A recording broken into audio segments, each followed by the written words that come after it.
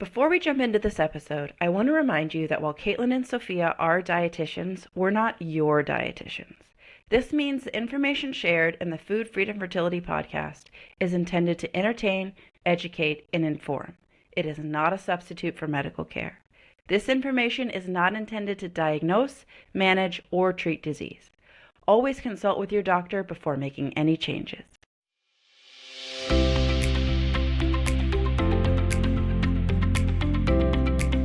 Welcome to another episode of Food, Freedom, and Fertility. We are your hosts, Sophia, Pavia, and Caitlin Johnson, both registered dietitian nutritionists, both specializing in women's health and fertility.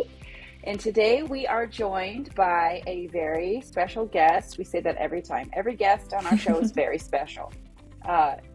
And included in the very special list is Dr. Leah Gordon. And so thank you, Leah, for being here. Do you want us to call you Dr. Gordon in this recording, or Leah? What do you like? Just Dr. Leah is great. Like a happy Dr. Leah. Okay, yeah. You got it. And so she is here to talk about a topic that we get asked about constantly. And Caitlin and I do not feel like experts on this at all. So that's why we have Dr. Leah here to guide us on a talk about men's fertility and sperm health. Yes. So today we are going to dive in beyond quit smoking and wear boxers, and we're going to talk about some actual things that you can start doing in real time, in real life. And we have an actual naturopathic physician here, and she is going to share with us all the deets. So Leah, can you tell us a little bit about yourself, just sort of like education, background, stuff like that, so our listeners can know that we brought you on for good reason? Yeah, absolutely. I'm not just like a crazy lady talking about sperm. Thank you so much for having me on. I'm very excited to be here. This is a treasured topic for me to talk about. So like you mentioned, I'm a naturopathic physician, a naturopathic doctor here in California. I'm licensed in California to practice. And my background, my undergrad was actually in food science and human nutrition with an emphasis on pre-med. I always wanted to be a doctor. The type of doctor I wanted to be was really born out of experiences I had early in life, where I had some paradigm shifts at a young age of seeing the possibility of healing when things are done in a more holistic, root cause, integrative way. So I sort of went on this journey of trying to identify which path of being a doctor was the most suited for me and my dreams and goals of helping people. And I landed on naturopathic medicine. So my undergrad was in food science and human nutrition, and my doctorate is in naturopathic medicine. And my specialty in practice is women's health, hormones, fertility, and infertility. And I have been practicing for 6 years, and I feel like my personal journey, which we'll talk about soon, I'm sure, has also really opened my eyes to understanding fertility in a really unique way, because I am an integrative physician, and I myself had to go through male factor infertility and through the IVF world and all of that. And we spent years trying to figure it out. So I've gained a lot of knowledge, not only clinically working with patients, but also personally navigating this journey. So yeah, lots to share. Okay, well, thank you so much for coming on. We're pumped to have you here. Caitlin and I met Leah about a year ago when we were on a beach retreat with other practitioners. And I got to spend time with Leah again this past, was that like a month ago now? Yeah, I think about a month ago. Yeah. And she and I had, like the whole gaggle of ladies went on a big hike, and Leah and I hiked together for a big part of it. And I was actually able to do the hike this year because I wasn't enormously pregnant like I was last year.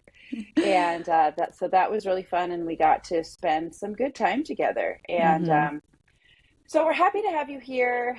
So the reason we want to talk about male fertility today, not only because it's a part of Leah's fertility journey, as she just said, male factor infertility, but because nobody's really talking about this. Like you can go on Instagram and you can find so many people that specialize in egg health, PCOS, endometriosis, adenomyosis, uterine health, fertility, hormones, like everything to do with women's health. But when it comes to finding someone who's like a sperm specialist, the testicle doc, we just don't really, I can't even think of one. I Hmm. can't even think of someone who their like whole shtick Yeah. is helping men get their sperm where it needs to be, which is wild Hmm. because like what is the statistic? Like 40% of infertility is male factor. Yeah, So it's and like an rising. enormous Hmm. amount of people that are underserved. Yeah. So Leah, okay, you've sort of walked this world. You know this better than most. Hmm. Yeah, I mean, Why do you think that is? I was just gonna say, I want people to know like what this feels like too, is in Hmm. Oh because yeah. I think a lot of times people come into an infertility story and we often see the female being the one that's like the driver of let's get this doctor on board, let's go get this testing. Oftentimes there's like Hmm. this reluctance for a semen analysis, even though it's probably one of the least invasive workups that you can do in Hmm. a fertility story, at least in the diagnostic piece of things. But Hmm. you didn't even do a normal semen analysis, did you? Like, can we give people the origin and why, if you were the superhero, which you are a superhero, like, what's the origin story? Yeah, absolutely. So I'll speak to the origin story first, and then I'll answer your question, Sophia, about like Okay. why I think the sperm is in this situation. There's a lot to unpack in both of those. So first, our infertility journey was definitely very unique because I found out about my husband's sperm when I was in medical school. We had a sperm analysis class where we were learning how to analyze sperm under the microscope and, do a sperm test essentially. And we all needed a sample. So I got a sample from my husband, and we weren't actively trying at the time. I was only in my second year of medical school. So I planned, like any naive young person, I had it all planned out exactly when we were going to get pregnant and how old I was going to be and, how many kids I was going to have before a certain age. And I just assumed we would start trying as soon as I graduated. And so 2 years into medical school, we did this semen analysis class, and I made a slide on the microscope and there was nothing there. And then at first I was like, oh, I must have just, made the wrong slide. And so I made another one and another one and another one. And then my heart started to sink when I realized I don't think my husband has any sperm. And it was one of the worst days of my life. I Oh, found one field of view. There was one dead floating sperm. That was it. That was the only thing I saw in all of this. I made like 10 slides, and I just like, when you have emotional things and it's like you remember every single thing about where you Yeah. were and oh, what things smelled like. absolutely. It's Hmm. like I just thought that place of where I was in that lab, I mean, I could describe what was on the chalkboard. It was just like so Imprinted. incredibly Traumatic. horrible because I didn't Hmm. even think struggling to get pregnant would be a thing. And on top of that, I had to break the news to him myself. It's not like going to a doctor where you are the couple and there's a doctor kind of relaying bad news and you can be in that together. I had to be the one who relayed the news to my husband, who I love, who I want to have children with, that he might not be able to give me children. And, I had my doctor hat on. I wasn't a doctor yet, but I went into immediate, like, it's okay. We're going to figure this out. Like, this isn't a big deal. Like, it's probably because you're in the sauna a lot and you're just going to stop Hmm. sauning and then you're going to have sperm. And I was just so naive. I just didn't know so many things that I know now. But we went down a then 5-year journey trying to find the root cause of what was going on with his sperm from an integrative perspective. We went to hundreds of doctors and healers and different people. We just didn't understand why. And for me, I wasn't okay with just jumping to IVF because in my mind as a Hmm. naturopathic doctor, if he doesn't have sperm, that's a problem. Not only because I'm such a believer that symptoms are alerting us that there's some underlying factor that's a big deal. And if he doesn't have sperm, let's say there were a few that we could do IVF with, are they unhealthy? Are they even going to make babies? Why? I was determined to figure out the why, and it took us a long Hmm. time to figure all of the things out. And that journey is very long and detailed, which I could direct people to that story unless you want me to go into it. But eventually, we discovered after lots of investigation, lots of doctors, lots of praying and meditating that IVF was our only option to have a biological child together. And that was really hard for me to accept, being a naturopathic doctor, where I just so believe in the healing power of the body and that, we shouldn't have to intervene. I had a really hard time feeling like I was playing God and saying, if we can't have children, maybe we're just not meant to have kids. But that was so sad for me because I knew in the core of my being that I was meant to be a mother, and my husband wanted to be a father more than anything in the whole world. And he wanted to see himself in our children. Getting a sperm donor felt really, really sad for him. And so we were going to exhaust every option possible before we had to go down that route. And by the grace of God, after all the things that we did and doing IVF, when I actually did my egg retrieval, my husband had to do a testicular retrieval, which we can talk about these things if you guys want, but that's not typical in the IVF process, that a man has to have surgery as well.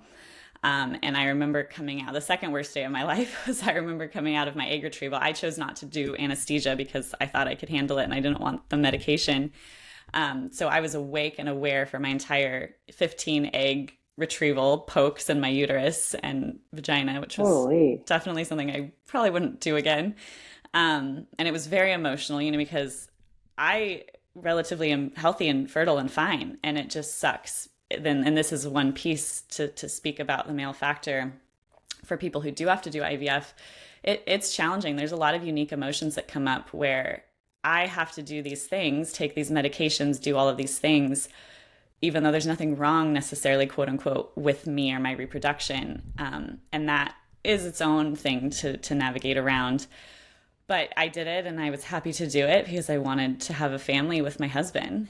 And when I came out of the room, I asked to talk to the embryologist. I was COVID, so I'm alone by myself in a mask in this operating room. My husband couldn't even be there. And I was like, have you found any sperm yet? Because they had to do a retrieval for him. And I just remember the woman walking in and she says, well, not yet, but we're still looking.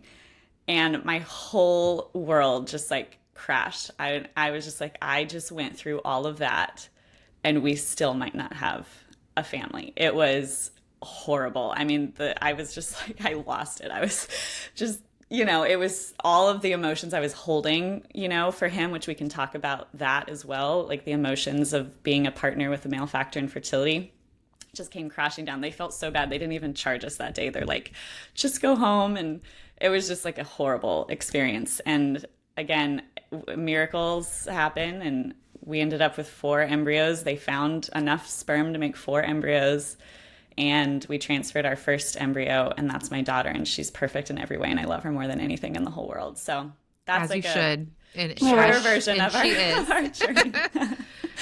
Thank you. But yeah, so that's kind of my origin story, and there's a lot more details in that. But when we speak about male fertility on a broader sense, to go back to your question, Sophia,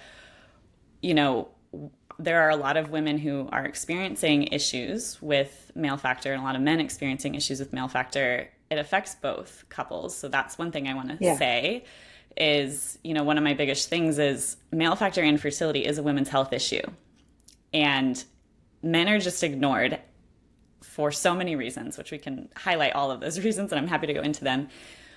And I think a lot of people are just like, oh, that's him. That's his thing. He's just this separate entity from me. And he's out fishing. I had a patient the other day. He's out fishing, and, it's not something that, he's not here on the call or anything. And that's fine. That's your prerogative. But at the same time, it affects you as a woman if your partner has a sperm issue because you have the heartache of fertility struggles. It's often you're the one blamed, even though it might be somebody else's role in the fertility piece. And then if you have to go through IVF, you are being impacted by that. So it's not just the man who's like, oh, I'm fine. I don't need to do anything. It's you are a partnership in fertility. It takes 2. And it is my dream that men are on an equal playing field as women in the preparation for pregnancy and the fertility, support and in all of the pieces that are involved.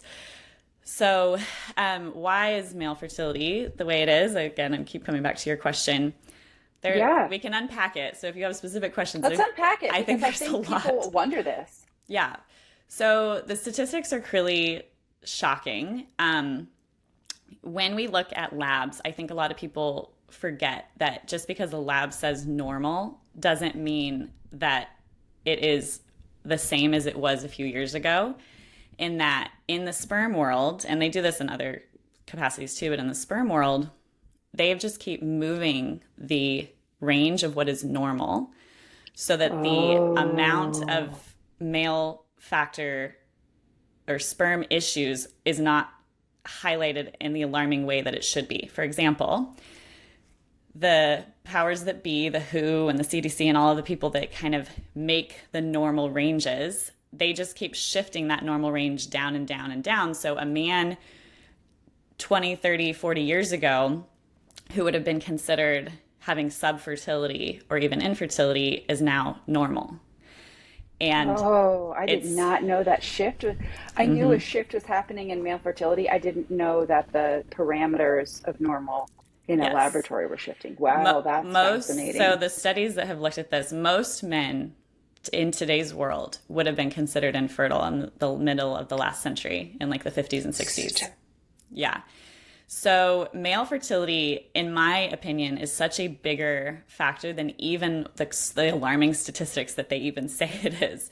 Because, for example, this just happened recently where I saw a patient's sperm analysis. It wasn't good. And she said that her male fertility doctor said his sperm was fine and that they just need to do IVF and it'll be fine. And so he really believed that his sperm was fine, and that was not true. So how many people are told this, and how many doctors aren't even, reporting how many issues there really even are? So I think it's even a bigger problem than what the statistics say, which is 40 to 50% of infertility now is male factor. I think that number is even greater. And, a third is female only, a third is male only, and a third is female and male together. So really, if you look at it that way, it's 2/3 male, contributor. And why that's the case, I think there's lots of factors. I think toxins are the first. Let's dig into those factors after our break. Okay. We're taking a quick break from this episode to talk about one of our sponsors, the Prenatal Nutrition Library. We love the Prenatal Nutrition Library. It's a searchable database and app, which means you have answers within seconds and peace of mind that what you're eating during pregnancy is both safe and nutritious. It's almost like having your own personal pregnancy dietitian in your back pocket that's going to not only tell you, is it safe to eat this? How much of that should I have? Yada, yada, yada. But give you actual meal plans so you know how to put it all together onto your plate today. And the meal plans are trimester specific, meaning, some women are kind of nauseous in their first trimester and maybe they need specific foods to help combat that. Prenatal Nutrition Library has got you covered. Or the fact that your baby's brain is growing rapidly in your third trimester and you need your nutrition to support that. Prenatal Nutrition Library meal plans has got you covered there too. This is evidence-based information. Registered dietitians are in this app weekly answering members' questions. There's an exclusive podcast within the app that's run by Ryan, who is the prenatal dietitian that founded this entire thing. It's a wealth of knowledge and resources and will take you far beyond that one-page handout your doctor handed you that actually probably has out-of-date information about eating in pregnancy. So head on over to the Prenatal Nutrition Library as soon as you get your big fat positive. Well, okay, first message me and Caitlin so we can do a happy dance with you. Then head over to the Prenatal Nutrition Library to get clear strategies to meet your nutrient needs, as well as to take the stress out of confirming what's safe and most optimal for you and your baby while you're pregnant. Use code FFF20 for 20% off. Okay, we're back from our break and we're talking about the contributing factors to why sperm is struggling right now. Yeah, that's wild because, okay, I'm going to interject a little Sophia story here. We have one of our oldest episodes is my husband's experience going to the urologist and preserving. We went there not for a semen analysis, but because he was about to go to war and we wanted to preserve a sample lest tragedy befall him. And we were told they were like, okay, the lowest, you need to have like 9 million in order for us to even preserve this sample. And the way they went about it was like hilarious looking back on it now, but the bedside manner was just awful. Leah, I'll just tell you right now so you could have a chuckle. The like tech took us aside and was like, so in order for us to sample, it needs to have like a minimum number of not only present sperm, but mobile, healthy sperm. And so when we look at a sample, we're looking for that baseline only just to see if it's possible to preserve it.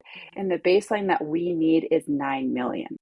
And so we're standing there like, this guy's about to blast us with like a huge, and he was like, your sample was around 40 million, or like, I forget the number he said, but I was like, dude, like, why would you say it like why would you bring it up? Oh my gosh. Why would you give us this huge preface? Lead with the win. I know, like, seriously. You have 40,000, but we only needed 9 or 40 million. Episode of The Office where Michael hits Meredith with his car.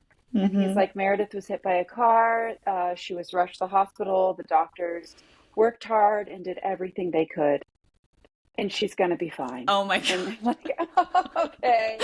I Why know. would you say it like That's that? horrible. So anyway, that was our story. But so that's really interesting. That lower number continues. Well, it makes sense in a way, because the more this progresses, the more the technology progresses, the more we can do, we can do more with less. Right. And so in that situation, we weren't looking for what is a normal number. We were looking for, is this good enough to preserve?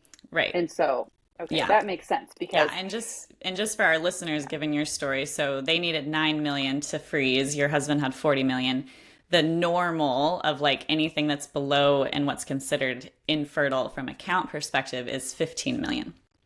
That number used to be higher to be what was considered normal. So just so people kind of have a reference of what we're talking about. And for someone with a count of less than 5, for example, 5 million, that's considered almost like impossible. Like you have some sort of blockage issue, like there's no sperm coming out. So when we talk about sperm, the numbers are very high, and you're probably like, what? 9 million sperm? It takes 1 sperm to have a baby. But especially because everybody makes this joke that like, oh, I guess 1 busted through. I guess 1 made it through the condom. 1 made it past the diaphragm.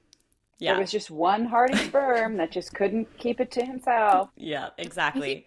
Another piece of this is not just the counts and the numbers. It's the perspective of the treatment modality. Because if they're looking at a number and saying, oh, this is good enough for IVF. Right. But most of the population is trying to avoid IVF, right? Like you want a spontaneous pregnancy. You want to get pregnant in the wild. In the wild. I love that. That's what we were preserving for, because our timeline had we had come right. It was like days before he left. And so if you are wanting to preserve sperm for at-home insemination, for IUI, you need to have many, many vials, a much larger volume. But because we were just going to have to be one and done, and we were basically just having this as like our Hail Mary, just to have something to pass on his lineage should he, get some catastrophic injury or pass away. That's where we were at. So that's why that 9 million number, just for listeners, that's why that's what we were looking at, because we're not going to be able to have a volume that would be usable for anything else. It seems that the topic of conversation, though, it's interesting hearing these numbers are going down. And that's probably likely because the perspective is we can still get you pregnant with less. Because we have these treatment modalities, but most people are trying to avoid those, right? And so we shouldn't have just one reference range. We should have a reference range for normal, healthy individuals and a reference range for, we have a shot at reproductive technologies, but the whole range shouldn't shift just because we have advanced surgical procedures and ways to try to achieve pregnancy, but there's no guarantee there. No, and actually the 15 million isn't for people going through IVF. If you go through IVF, you don't hardly need any. I mean, my husband had 6 sperm, and we had a baby. So it's really for people who are conceiving naturally, but they keep shifting the number because I don't know what their rationale for it is, but some circles think it's because if they left it where it is, all of these men it would be like 90% of the men are infertile now. And so they're like, well, that's not true. People are still having babies. So let's shift it to be lower. So Yeah, it's, that makes sense because Mhm. there's also the, telling a man he's infertile and then sending him into the wild. yes, The damage exactly. that he could do. Exactly. So yeah, and there's a lot to unpack there, but let's go back to the causes of why I think sperm is the way it is. So in my experience, in my opinion, I believe toxins are one of the biggest factors in the incredibly sharp, drastic, and accelerating decline of sperm. The conventional medical world does not recognize toxins as a thing, really at all. Yeah. In their training, they are taught toxicology, which is, oh, here is this hazardous amount of a high level of some thing that we need to get a hazmat team in to take care of. They don't understand that low levels of toxins in our environment, and pesticides and herbicides in our water, and the products that we use on our body, and our cleaning products, and our furniture, and the building materials we use in our homes, mold. House. Yeah. They don't recognize any of that. They don't acknowledge that it's a thing affecting health on any level, even though we know, especially in naturopathic medicine and, holistic medicine, that it's probably one of the most impactful on many of these things, from cancer to autoimmune disease and fertility. So why is there a disconnect of why is no one talking about this? Why are they not sounding the alarm? We could go into all of that and talk about that for days, but toxins are the newer kid on the block over the last, 100 years, and they are making more and more every day, and the regulation on them is so bad and so poor that we now just live in a toxic soup. Sperm are little blobs of DNA and mitochondria. They're very, very fragile. And they are very susceptible to damage, to things like toxins. So women's eggs are susceptible as well, but sperm are even more so susceptible to negative things and positive things. You can shift a man's sperm to be positive really relatively quickly if you remove the problems that are in his world. Eggs are harder for us to know as much because we can't take them out and dissect them and look at them over and over again like we can sperm. So sperm is very easy to test, and we can see very easily what affects it because, getting sperm is quite easy. There's a lot of them. Well, there's several million of them per pump. And they come out every day, whereas we drop an egg once a month, and that's like a precious thing, and to go extract that. Yeah, so I think toxins I hope that are a gave big you guys each an image of the Starbucks syrup pump. Yes. Oh my gosh. I was thinking about gas. Caramel. But I'm caramel. also just thinking about why Sophia and I don't hang out in this zone very much, because she can't even say pump without me giggling. Who was I talking to? I was talking to somebody just yesterday, I think. I don't remember, but I was laughing. I was like, there's a reason that I don't work in men's health, and it's because I'm giggling about the word testicles right now. So funny. Yeah. No, you definitely get used to it when it becomes your whole world. But so toxins are a big one, and not only affecting an adult man right now, the things he's exposed to, but there is so much literature now that the men who were in utero, meaning when they were little babies in their mom's womb 30 years ago, the toxins they were exposed to at that time, what their mother was around, the perfume she was using, the fragrance that was in the house, maybe they were in a new home, or just any of the toxins they were around 30 years ago when they were babies, we are seeing now that affects the development of the man's reproduction. And it's just now that those little boys have grown up and are in their 30s, late 20s, early 30s, mid to early 40s, that range of men are trying to have kids now. And realizing, oh my gosh, I have a problem. And this is a retrospective problem that we are just now learning happened potentially many years ago. And it's still happening, obviously, to every generation moving forward. And so I think that's another theory of mine as to why the boom of male infertility is so great as well. It's not just what they're being exposed to right now. It's what they've been exposed to their whole life, starting when they were little boys. So The Countdown is a wonderful book if anyone wants to learn more about that. Yeah. Yeah, I was just thinking, I've heard of it. Yes. But I haven't read it yet. Yeah, so she's the epidemiologist who studies male fertility and the effect of the environment on sperm, and she's done the research, gathered all of the other research, and it's fascinating, also depressing, but it is where we're learning about this information. In particular, phthalates. Phthalates are the things that are in fragrance products and soft plastic. So anything that's scented trash bags, cleaning products, Arm & Hammer, scented anything, your Axe body wash, like any of the things that have a scent, that have fragrance, are typically. And also, if you're trying to conceive and using Axe body wash, it's grow the F up. I know, okay? but men don't know. You're not 12 anymore. Men no, don't it's know. True. And you were using it when you were 12. Totally. You were going through puberty and your testicles were developing rapidly, and you were going to volleyball practice and just going into that locker room and breathing all that in. Yeah. Mm-hmm. Yeah. So when their fragrances are mostly phthalates, and phthalates are anti-androgenic. Androgens are testosterones for the most part. And so if you have phthalate exposure when you're a little boy in utero, it actually blocks testosterone. That's why it affects the male reproduction of little boys in utero. So it's a big deal. And that's just one of them, right? Not even BPA and plastics and all of that. So I think toxins are a big factor. I think our diet, obviously you guys are dietitians and the effect of the diet, and our food, for the most part, unless you're being very conscious, most people's diet is crap, and it affects your sperm in a big, big way. Things like processed meats and processed foods, processed sugar, trans fats, a lot of the unhealthy oils, like all of these different things affect sperm.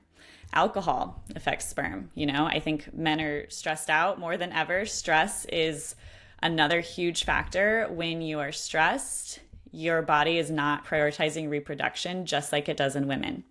So the body is very intelligent, and it knows in a stressed out situation, you shouldn't really be reproducing. And that happens in females. It can happen in men as well. And then lack of sleep, I would say, between Netflix binging and people being more stressed out more than normal, having night shift working. Yeah, night shift being working. In the military. Just like trying to survive. I feel like when I see couples lately, I feel like people are in survival mode more than maybe 30 years ago. I just don't remember my parents or their friends always like trying to survive. I mean, maybe in certain circles, it just felt like times were easier. The world wasn't in shambles. I think there was a pocket of time. Maybe it was. We didn't have the 24-hour news cycle. Right. We didn't have social media like we have now. You weren't aware of the tragedy that had befallen someone on the other side of the planet that you really can't do anything about. Right. But all it is doing is making you feel really worried. Exactly. So every single day there's a tragedy, because there's a tragedy in the world every day, and every single day we know about every tragedy. And that does something to people on like a really deep level. And especially for men like my husband, who are more providers and protectors, it makes them on edge all of the time to be like, this world is unsafe, like all of these things. And so this all adds up, and a lot of men have issues sleeping. And it is in sleep that you make human growth hormone that is a precursor to testosterone, and you need sleep to make healthy sperm. So there's lots of factors at play, nutrient deficiencies, all of these different things. Wi-Fi, EMFs. A lot of people roll their eyes. They're like, oh, EMFs, like frequencies. And it's like, to not go x-ray your sperm before you get pregnant. Or maybe you don't know, but if you go to the dentist, if you go anywhere, they're going to cover you with a lead vest, because we know the effects of x-ray. People know that the sun can burn you. People know that people with cancer get radiation. Microwaves heat up your food. These are all electromagnetic frequencies. They are all on the spectrum. And Wi-Fi and cell phones are on that spectrum as well, and we know that they damage sperm. So when people live all day on a computer with Wi-Fi around them, they have a phone on their laptop, or they put a phone in their pocket, this is impacting sperm. And so toxins... Or they go on deployments where they're using this high-powered comms equipment, and they're just, oh my gosh. Absolutely. I mean, I'm sure the Seeing military... my own life flash before my eyes here. Yeah, no, it's amazing how do I have children? Yeah, it is. It is honestly like, it's crazy. And then that's just the lifestyle stuff. There's obviously other factors that impact people in the male fertility space, like varicocele, which can be dilated veins, and those can come from men, even maybe who are trying to do good things. Like my husband had that. He had almost everything you could have with male fertility, but He tried to lift weights really heavy when he was a teenager because that's how he dealt with the stress of his situation in his home at the time. And he kind of took it out on his body by lifting really heavy. And, a lot of men try to go in the gym and get strong and heavy, but maybe aren't taught proper form or how to do things appropriately. And that can lead to other issues that can affect sperm. So there's so many factors at play. It's not just tight underwear, right? Right. Or somebody kicked you when you were little. Right. So there are those conditions Could be for that sure. you were skydiving with a ruck and a pack, and it was this really high altitude skydive to where you had to have an oxygen pack and night vision because it was in the middle of the night, and you were jumping into this war zone, and your harness, when you pulled your foot, was so tight it like strained your testicle. Oh my gosh. That is so crazy. Yeah, the military, the patients I've had that are female and male on the military side, it's just, and I'm over here like, I need an antiperspirant, but I know that's bad for me. Well, you think about even like in 9/11, all those firefighters that were the rescue people. It's like, oh, no, people aren't exposed to toxins. Well, these guys that were working in building debris rubble got lung cancer, and a lot of them died. So, what if you remodel homes, or what if you work on the industrial line building airplanes and are using these heavy chemicals? And, there's, I also think. What are we doing as a species, everybody? I need to sleep to the yeah, girl. I know. It's really depressing for sure. But I think there is a point here too that maybe not more so, but there is a heavy emphasis in a lot of the careers that men have that are impacting their sperm quality, whether that is like you sit at a computer all day and you're around all that different electromagnetic fields, or you're the person jumping with a parachute. Even if you don't work at a computer all day, any other option seems like it's going to be the same shit. Yeah, you're spraying people's lawns. Even if you're like working outside, are you working in construction? And so, like Caitlin just said, you're around all this stuff. Are you building airplanes? Yeah. Like, unless you're a massage therapist or something, like, I don't really see. Breathing essential oil all day long. Yeah, and the thing that's not good either. The thing that I want to drive home is that our bodies really are quite resilient, and it is why people, we just had to redo our shower, and the guys came and did a hot mop, and like they're just sitting there, and this stuff is just blowing in their faces. What's a hot mop? It's like to keep it waterproof underneath. I don't know. It's like tar. It's really toxic, and it was horrible. And I was like, oh my god, is that going to be like leaching? It was fine once they covered it, but these poor guys, this is their job. Like they a heavy metal band. It was horrible, and I'm sure they have kids. It's like how, but I don't know that. I didn't go and ask them. But the body can be resilient. The thing is, there are so many different factors at play that allow a person to adequately get rid of these toxins and not be impacted by them. And some people do that better than others, which is why some people, everybody's such an individual. And it's why everyone has that story of the person they know who smoked cigarettes till they were 100, and lived fine. Yes. Yet, another person dies of lung cancer in like their 40s. Right. It's like, why? Is it the cigarettes? Well, yes, it's partly the cigarettes, but it's also the person's bioindividuality of how they handle that. So that's why some people be like, oh, my friend's a construction worker and he has 5 kids, so therefore toxins don't do anything. It's like, oh, I know. It's different for every person, and we are seeing that. So that's one piece, that I just want to highlight. And the cool thing is, if you can take drastic steps to avoid the overall toxic burden, you can make really powerful shifts. A lot of it is how full is your sink? How overflowing is your toxic sink? And can you just open up the drain a little bit more, reduce the toxins coming in a little bit more? The goal isn't to have 0 toxins, because that's impossible, but it's people who are maybe inundated with it everywhere they turn, living in a toxic home, working in a toxic place, but you have a lot of control over that. So I just want to bring hope that there is hope in certain circumstances. But I do think that that's why male fertility is so drastically shifting, because it's honestly shocking. I mean, one of the studies that the author of Countdown quoted was, at the current projection, if it continues, so the rate of decline of sperm health, if that continues, if that trajectory does not slow down, by 2045, I believe, it was like almost 100% of the men on the planet will have no sperm. or they will be infertile. It's insane. That's not too far away. So, Well, on that note, let's take a nice break. Let's just let our listeners Let that marinate on simmer that a fun minute. fact while we talk about prenatal vitamins. Hey guys, we're taking a break from our episode, and I want to talk about something that's super confusing.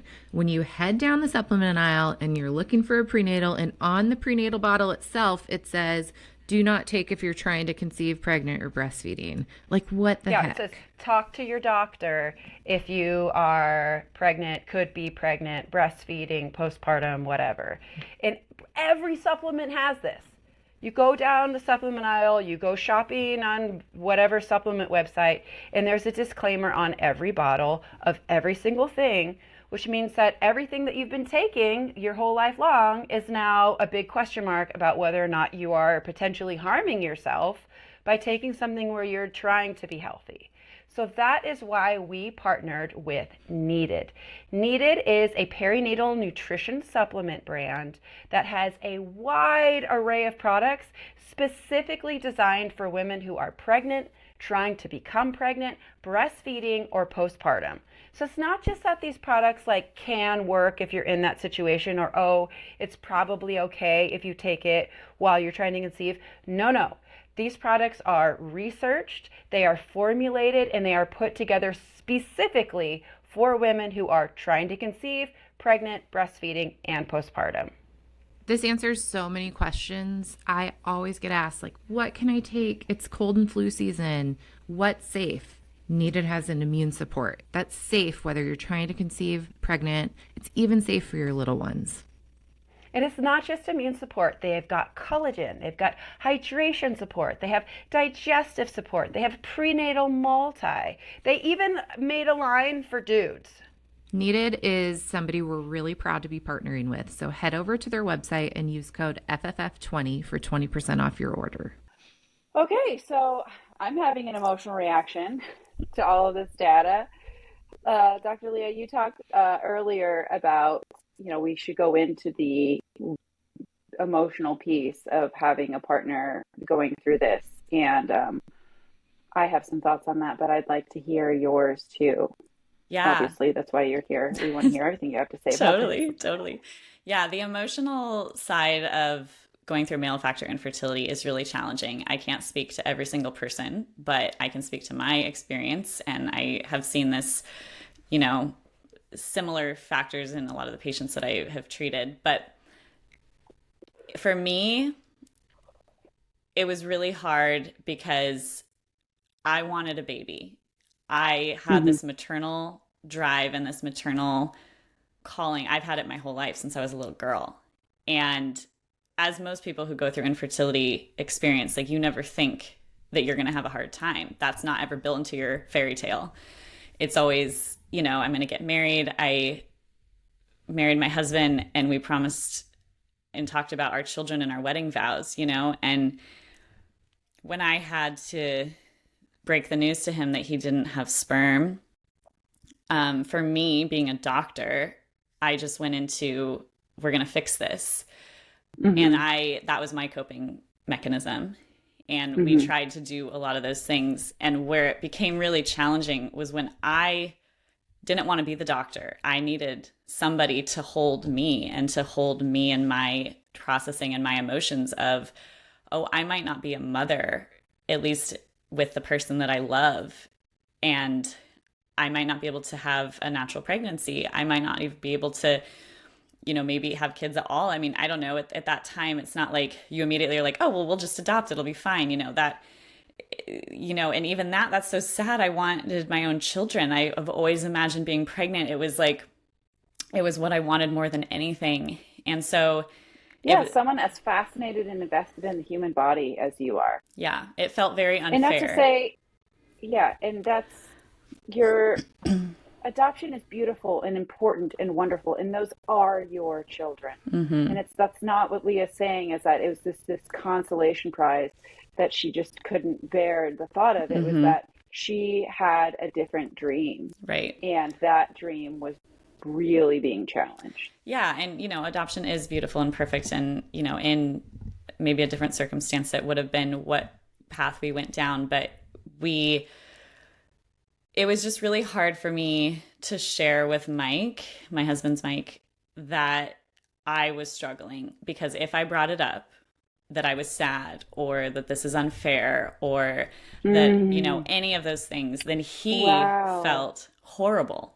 Which is like so male anyway, right? Like men problem, wife comes in and says, day was hard, blah, blah, blah, blah. They're not the like just listener. They're like, how do I help you solve the problem? Right. And it wasn't a problem he could solve, or that we would keep trying. Problem. It was like both, right? Like, not only can I not help in this, how do I console you when I am the problem? I'm sure that was very lonely for you both. And it was hard because in order for me to have this dream, which Mike wanted to be a dad, maybe even more than anyone I've ever seen, even though I know everyone loves being a father, you know, or a lot of people do, but he has this maternal instinct where he wanted this so badly. And it was like so sad and unfair for him. It's like, why is this happening to us, these two people who want this so badly? And so the unfairness felt hard. And then the challenging part, like I said this many times during our journey, I'm like, I wish it was my problem and not yours, because then I could just cry and you could console me and I could be like, I'll keep working on it. I'll keep doing these things. And he could be my comfort, but he couldn't be my comfort because anytime I was sad about it, he then it was just kind another of knife in his heart. down. Yeah. And it was just like the fact that he couldn't, what he would always say, give me a baby, it just killed him. And so I had to find other outlets to process my emotions, and I had to be strong for him and positive for him. Yet I didn't feel that way most of the time. So it was our situation was... Wow, what a flip from what we usually hear on our show. Yeah, and it just gives such insight into what, if you're struggling, you have PCOS, you have low progesterone, you have whatever.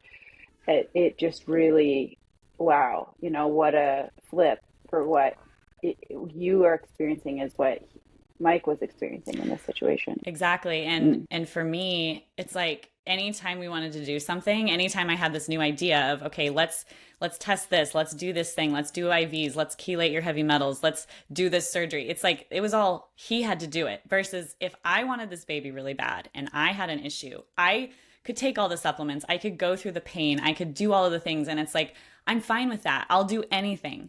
And for us, it was, and he was willing to do anything, but it was like, okay, here's this other thing you have to do. You need to go to this doctor. You need to do this thing. And that was hard, you know, because then it's me also kind of directing him to do things. And it really challenged us in so many ways, but ultimately brought us closer.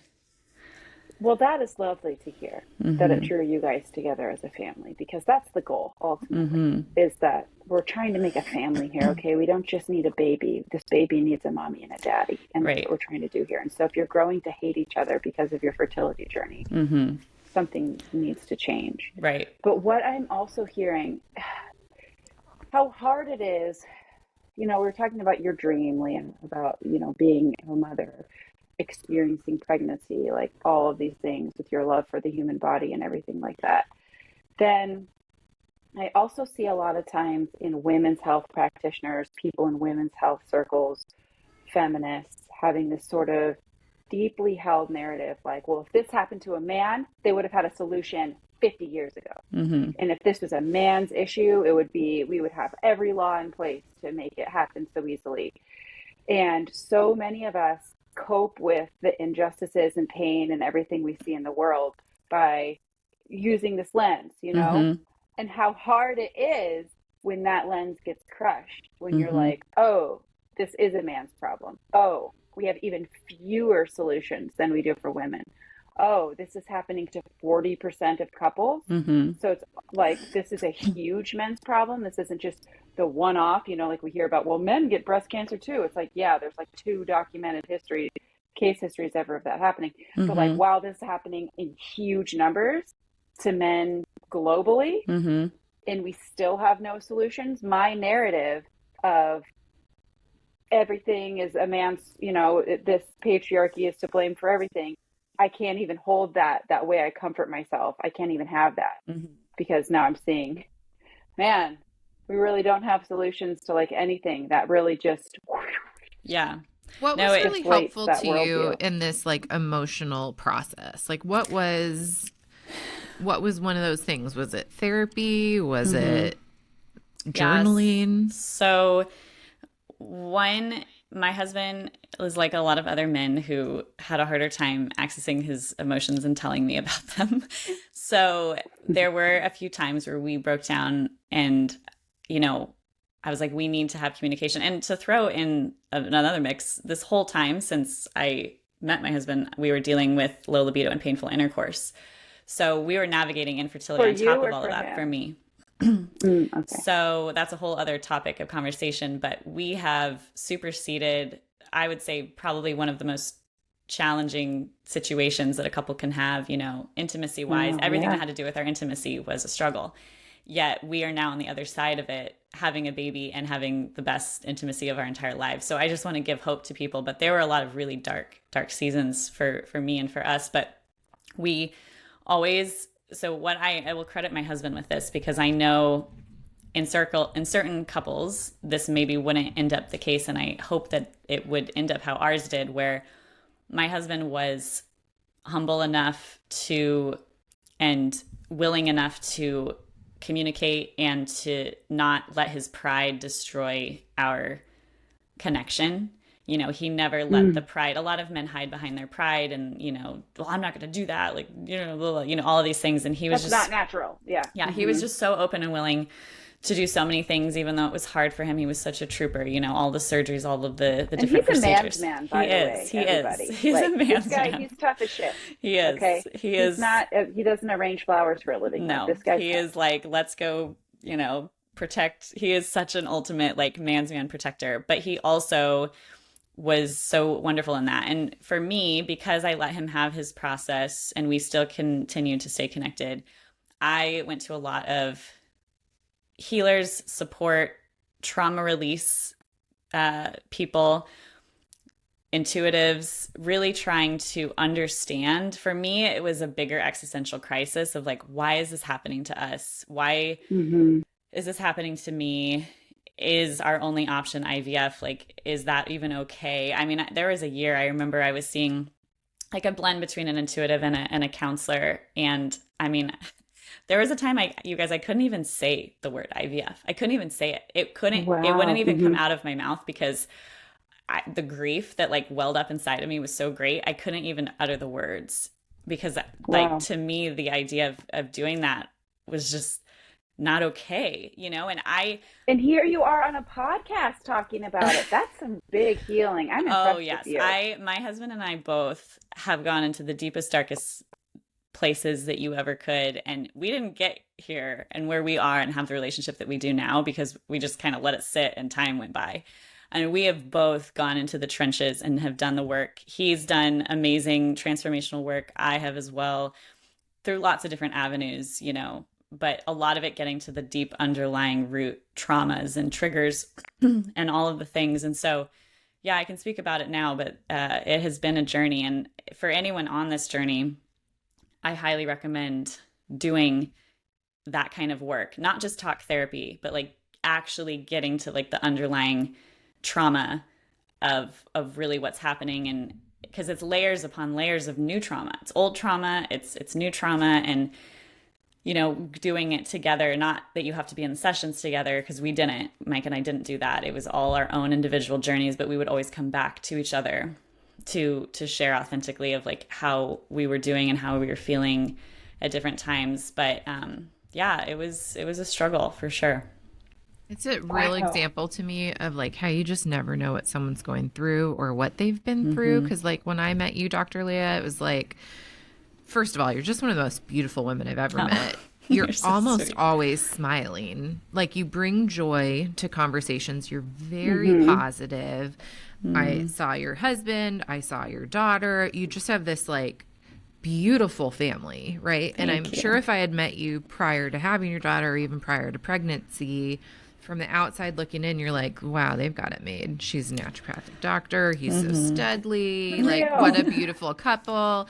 And yet maybe nobody would have had any idea of what you were really working to heal, what you were trying to heal in your relationship and your intimacy. I mean, what type of fertility issue it is aside, having painful sex is a really difficult thing to get on the other side of. And 100%.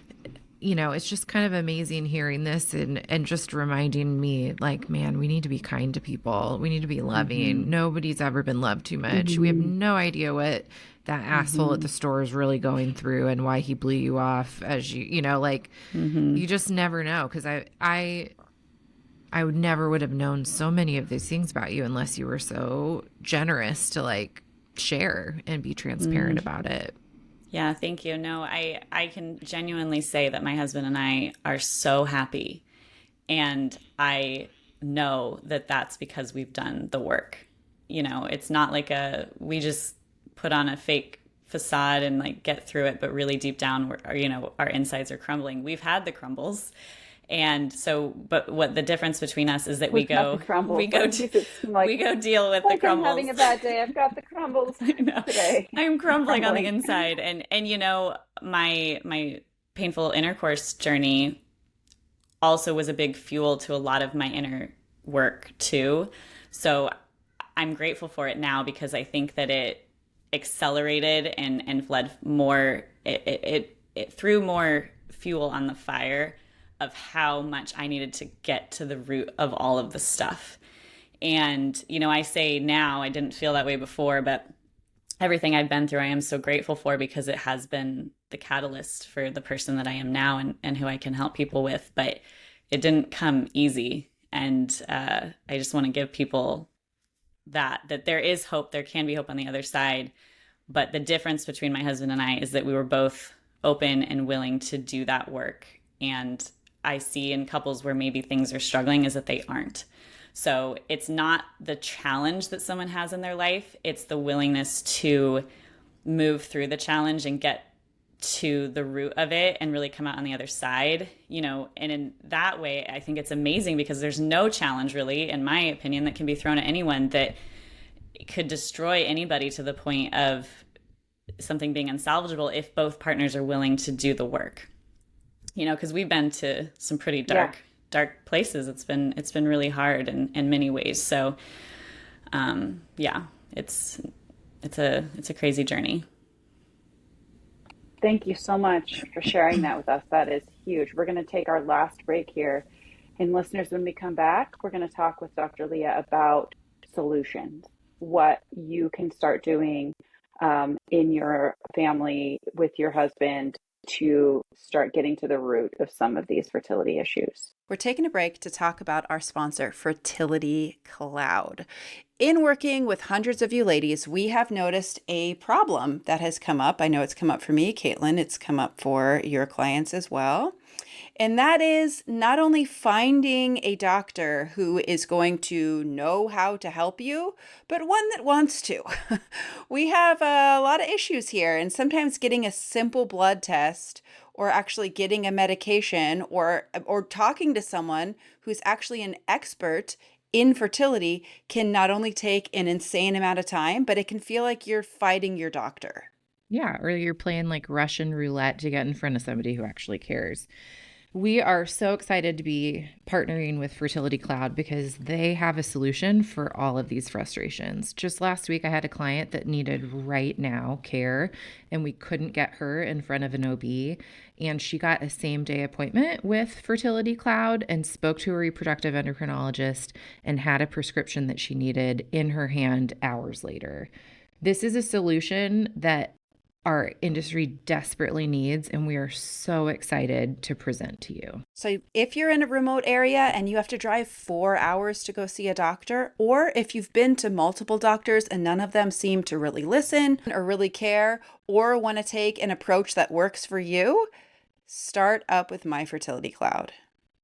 My Fertility Cloud has provided us a link, so check it out in the show notes. That will get you $25 off your first visit with one of their providers. I'm so excited to tell you that the PCOS app is sponsoring this podcast episode. The PCOS app is a one-stop shop for all things PCOS. It's also your meal guide and inspo all in one.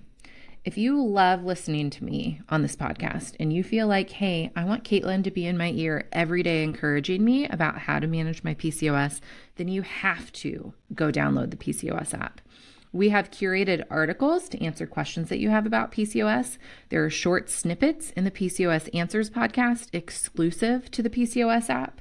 We also have recipes where I not only give you the recipe, but teach you within the recipe itself what I have done to make it more blood sugar and hormone supporting so that you can take your own recipes and make them more PCOS friendly. If you've been looking for the Google of all things PCOS with the filter of compassion and expertise that you get from Caitlin Johnson, RD, then you have found it in the PCOS app. Head to your Android or Apple store today, download it, and let's hang out. Okay, we're back. Dr. Leah, our listeners are dying to know what can be done? I mean, how did you get to the point of 0 sperm with 1 dead floating to 6 active and ready to make baby sperms? And what can be done? I mean, we've heard wear boxer shorts, we've heard eat bright red produce, we've heard stop smoking and using tobacco products. Beyond this just sort of super basic foundation, what else is there and how do people access it? Yeah, so I'm going to say the solution to this problem, just like the solution to every problem in my paradigm, which is find the root cause. And if you can investigate and find the root cause of what's causing things, then you address that and things improve. So for sperm, first and foremost, you need to do a semen analysis. A lot of conventional docs won't recommend a semen analysis until someone is already going through infertility, meaning they've been trying for over a year. I disagree with that. I think every single couple who even has a glimmer in their eye of wanting children should have their partner do a semen analysis to just see where they're at. Amen, amen. Because if you have good numbers and good quality sperm, awesome, great peace of mind. If you don't, then you have time to work on it. And the biggest thing with sperm is that you need time because it takes about 3 months for sperm to be made. So any change that you make won't be realized in the ejaculate for 3 months. So if you think that I'm going to just like have my husband eat really well this month and we're going to try at the end of this month, that none of the things that he did will be in his sperm for another 3 months. And that's what is so hard because people are like, oh, drink a pineapple juice right before you do it. Yeah. And like, that is just, no. I can't roll my eyes hard enough. No, definitely not. So you need time. So that's first and foremost. If you do a semen analysis and there is a count that is below 10 million, in particular below 5 million, you need to right away go to a male fertility urologist to rule out blockage and genetic issues. So there can be blockages that actually prevent the sperm from coming out. And there can be genetic issues that maybe affected how the man's reproduction developed in the first place. And you don't want to go for ever and ever and ever thinking that you can improve a 5 million sperm count by just, eating fruits and vegetables. They're really great for you, but that's not your problem. If your sperm count is that low, there's a bigger problem. That could be a varicocele that sometimes surgery can help. Depending on the severity, you could do other things like acupuncture and natural medicine. My husband had 2 varicoceles on either side. We did a surgery. It didn't help him, but that's because his issue, we found out later, was more genetically based, but he also had tons of toxins and such like that. So first and foremost, figure out where you're at with the count. Get to the right people to get the proper diagnosis. Let's say you do a semen analysis and the count is, 10 million plus, like in the 10 to 15 million, and or the morphology, which is how they look, or the motility is kind of poor. That's where you want to start doing lifestyle stuff, dietary changes, supplements. In particular, you want to support sperm mitochondria. So nutrients like L-carnitine and acetyl L-carnitine are very important for that, CoQ10, any antioxidants. So when we talk about sperm, the equation is avoid the things that damage it, give it the things that build it up or heal it. So things that damage it, toxins, get the toxins out of your life. That's something super easy that you can do. There's apps like the Environmental Working Group, Healthy Living app, or Think Dirty that you can start scanning your products. Just start to transition to low tox. There's a lot of resources. I have resources on my website of some of my favorite products and how to do that. But getting those out, cleaning up your diet, like you said, Yes, heat's important. That's why they talk about tight shorts and not being in hot tubs and bathtubs and cycling, because that causes damage to the sperm. And then you just want to give the sperm all of the things that it needs to thrive. So lots of key nutrients, things like zinc, all of those things. The other thing to look at for male fertility is to look at his hormones. So if the sperm is struggling, especially the count, then my next path of attack would be to check his hormones. For example, if he has low testosterone, then we need to find the root cause of that. Is it his sleep? Is it stress? Is it some obesity? Yeah, obesity. Is it some nutrient deficiency? Looking at his hormones, FSH and LH. So women have the same hormones. They are the hormones that tell our body to make eggs. Men have them too. So for example, if a man has a high FSH, that means that his testicles are the problem, because the brain is trying to pump out a bunch of FSH saying, make more sperm, but the sperm's not responding. So it just helps to guide you and see where exactly the root cause is. Doing toxin testing. So for my husband, we found out after I did some labs on him when I became a doctor 2 years after we found out about his sperm, that he had really high homocysteine, which is a marker that tells me that he can't detox well and that he is unable to make DNA very well. And whenever I see that, the first thing I think of is toxins, because he was taking plenty of methyl Bs. And if this is kind of over people's heads, I just want to share, it identified for me to run a toxin test on him. He had the highest mercury level of anyone I've ever tested. And when he was in utero, his mom ate tuna fish almost every day, lots of mercury. And he had a mercury dental amalgam. So anyone who has silver fillings in their mouth, that's mercury, and it kills sperm. So, if that's the case, get them out, in a safe way with a biological dentist. So there's so many things. And honestly, the male fertility world is honestly so overwhelming. I created a course on this exact thing, all about male fertility. If everyone's like, what's happening? I don't know what to do. If you go to womanhoodwellness.com/sperm, I have 2 courses there all about male fertility, because it's a lot to unpack. God. Okay. Yes.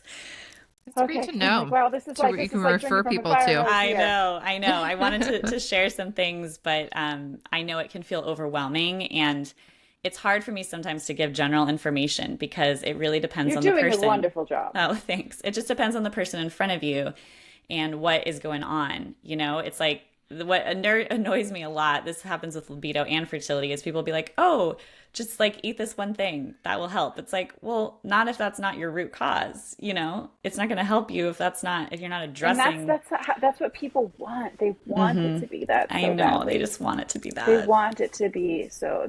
People are like, trained for it to be so. Low. They have. Yeah, it's like, you have high cholesterol, take this medication. It's like, it's just what we're used to. Yeah. Right. And this is and wouldn't it be so nice if that was the case? Yeah. And there are things, blanket statements across the board that really help sperm, like the proper nutrition, proper supplementation for sure. But I think this is why the conventional world doesn't do fertility very well outside of IVF, because they don't understand how to get to the root cause. There isn't a pill that makes someone fertile. The things that make someone fertile is an integrated, it's all connected kind of process. And I do think that that's a big reason why we're in the little pickle we're in. Wow. Well, Caitlin had to run to take care of one of her kids isn't feeling well. So she had to run. But Leah and I are going to close out this episode. So can you tell our listeners, tell us again where to find this information. Tell them all of these things you just said, repeat where they can find this, how they can dig deeper. If somebody wanted to work with you specifically, or someone that's trained like you in their area, like what do they do? If someone's listening to this and they're really resonating with this, what's their next step?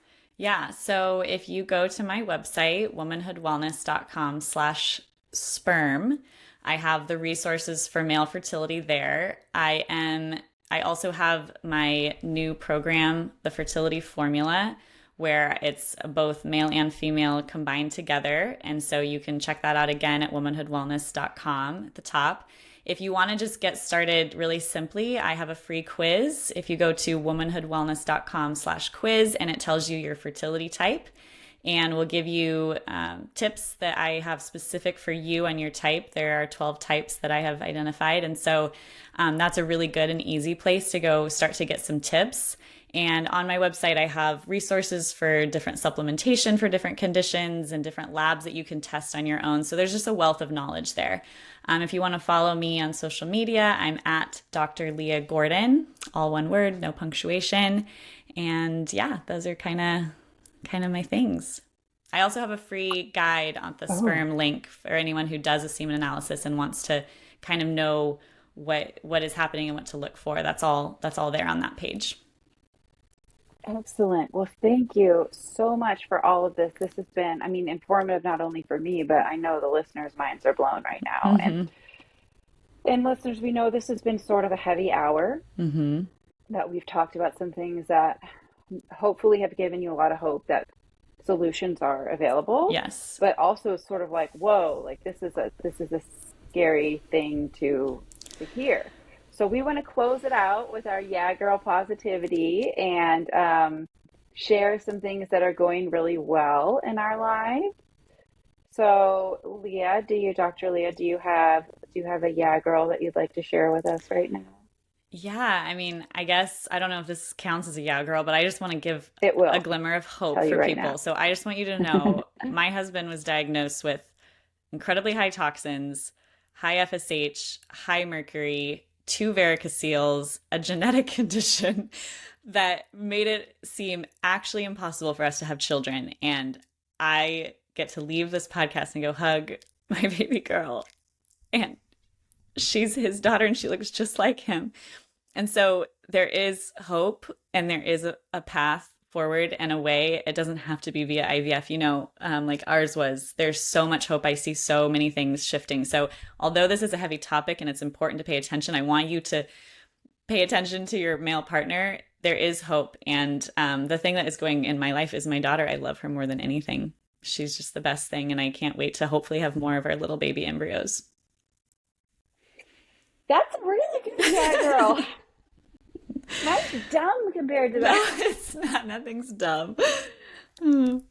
So mine, since we're on the topic of male fertility and men folk, my Yeah Girl is going to be the fact that my husband just got a chance. He's going to be going in October to a special traumatic brain injury accelerated program in Palo Alto.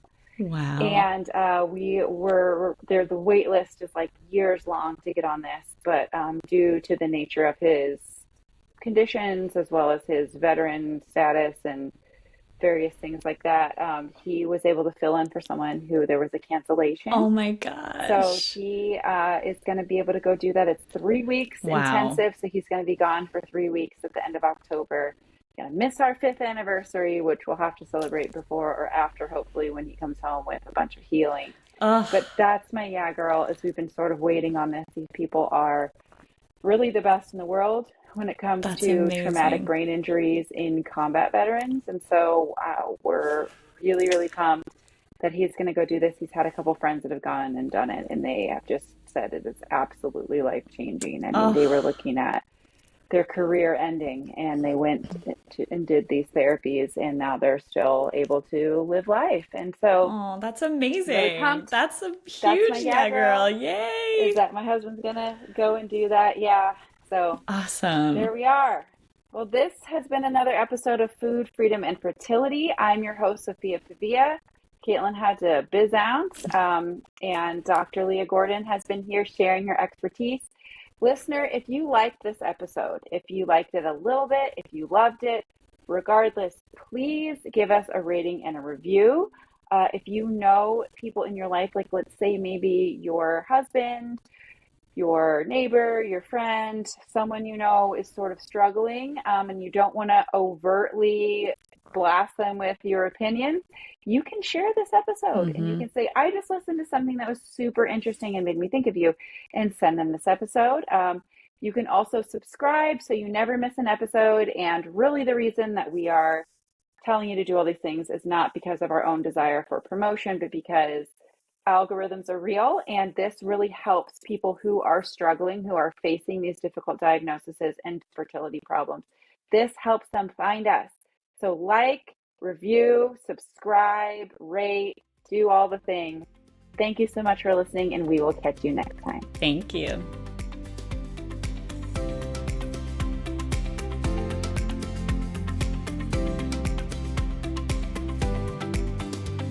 Hey, it's Sophia. If you love the show and want to continue your health and fertility journey using our resources, head on over to foodfreedomfertility.com for show notes, links to products and services, information about our guests, and our newsletter. Again, that's foodfreedomfertility.com. Thanks for listening.